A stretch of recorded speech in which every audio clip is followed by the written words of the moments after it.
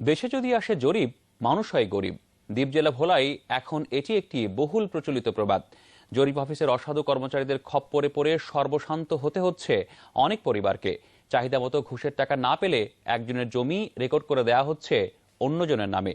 অসাধু এই চক্রের সিন্ডিকেট নিয়ে অভিযোগ থাকলেও তা যেন দেখার কেউ নেই।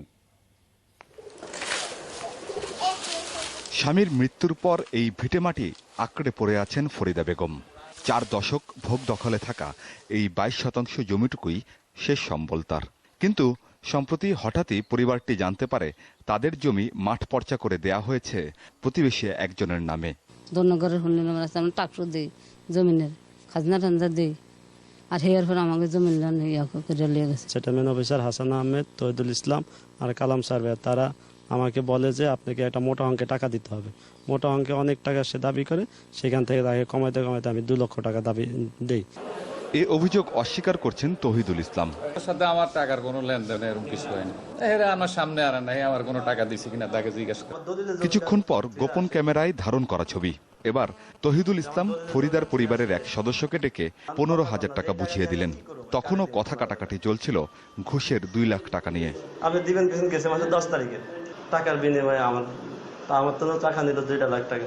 আমার তো টাকা চাইছে, আমি দেই না দিকা দলিল অন্য জায়গায় দল লেখা দিয়ে দিছে। লক্ষ লক্ষ টাকা প্রতিদিন তারা হাতে নিতেছে গরিব মানুষের কাছ থেকে।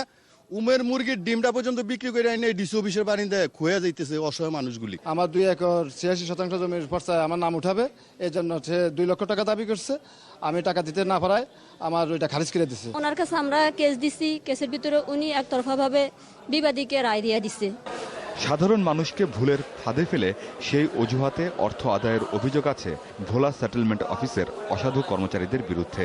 যদিও এসব মানতে নারাজ সহকারী সেটেলমেন্ট অফিসার। আমি তাদের কথাটা শুনি, কাগজপত্রগুলো তো দেখি, নথিটা তো দেখি, আর এ যদি ডিফল্টার হয় সেটারও অ্যাকশন আমি নেব। জমির মালিকানা নিষ্কণ্টক করতে সেবা প্রত্যাশীরা দিনের পর দিন ঘুরে বেড়াচ্ছেন জেলা প্রশাসক কার্যালয় প্রাঙ্গণে।